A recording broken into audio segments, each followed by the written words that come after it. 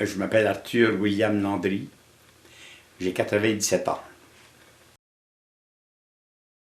La première chose que je vais te parler, c'est de la tire de ma mère. Elle faisait de la tire, puis, bien certain, de la cassonade, puis de la mélasse, puis des choses comme ça. Mais quand c'était bien cuit, elle les tirait. Hein?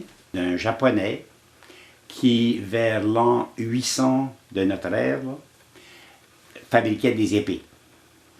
Puis il prenait un lingot d'acier, puis il le chauffait, puis il le repliait en deux. Là. Il le frappait, puis il le repliait de nouveau. Il le repliait 15 fois comme ça. Plus de 30 000 plis. Plus de 30 000 épaisseurs. En le pliant, juste 15 fois. Ça faisait 30 000 épaisseurs. Ma voisine, l'autre jour, nous a donné de la tire. Puis, et si vous regardez ça, là, si elle a tiré 15 fois, là, il y aurait 30 000 épaisseurs. Puis ça change le goût de la tire. Il y avait un maréchal Ferrand, là, et puis il y a un poisson qui est arrivé, puis il a demandé de ferrer son cheval.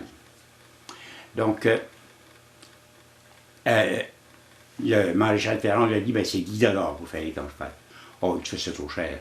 Ben, il dit, si tu veux, je peux te faire un autre offre, un autre prix. Tu vas payer 1 sou pour le premier fer, mais pour le premier clou, je veux dire. Puis le deuxième clou va te coûter 2 sous. Le troisième, 4. Ensuite 8, ensuite 16, puis... Ah ben, des sous, ça, il plaisait beaucoup, il dit, ça va faire, ça va être bien. Ça lui a coûté 49 949 672 $ et 95 cents. Et 55 cents. Puis, dans le monde, là, il y a 85 personnes, ça vous avez déjà entendu dire, il y a 85 personnes qui ont autant sur leur table, là, que 3,5 milliards d'autres personnes. Donc, ça fait un certain déséquilibre, ça. Bon, là, je reviens à autre chose. Je suis allé à une funéraille dernièrement, un des parents. Finalement, ils ont dit, il y avait une maison, puis il l'a vendue, puis il a donné 200 000 $ à ses enfants. Donc, pour eux, il avait transmis beaucoup, il avait transmis 200 000 $. Dans ce livre-ci, maintenant, là, de Saint-Exupéry, il parle des enfants, des garçons qui restaient en campagne. Deux garçons qui étaient avec leur mère. Un bon jour, leur mère est morte. Puis, la mère n'avait pas seulement transmis la vie, elle avait à ses fils enseigné un langage. Elle leur avait confié le bagage si lentement accumulé au cours des siècles, le patrimoine spirituel qu'elle avait elle-même reçu en dépôt, ce petit lot de traditions, de concepts et de mythes qui constituent toute la différence qui sépare Newton ou Shakespeare de la brute des cavernes. Un qui donne 200 000 $ à ses enfants, mais l'autre qui transmet une civilisation. C'est un peu différent. Puis je lui demandais, qu'est-ce que tu veux devenir? Admettons qu'il disait, je veux devenir un charpentier. Bien, je lui disais, c'était très bien ça. Essaye d'être le meilleur charpentier que tu peux être.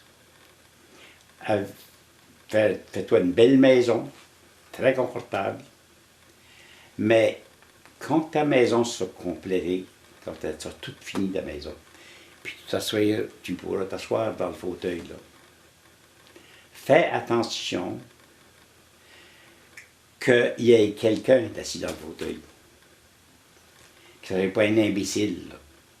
Que ce ne soit pas quelqu'un qui constamment de l'argent. Que ce soit quelqu'un qui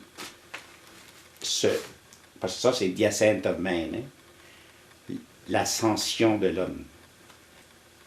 The man that I honor, dexterous, observant, thoughtful, passionate, able to manipulate in the mind the symbols of language and mathematics, the visions of art and geometry and poetry and science. Trop souvent, on entend parler dernièrement dans l'enseignement, il faut leur enseigner comment gagner leur vie, leur enseigner un métier. C'est important un métier, c'est très très important. Mais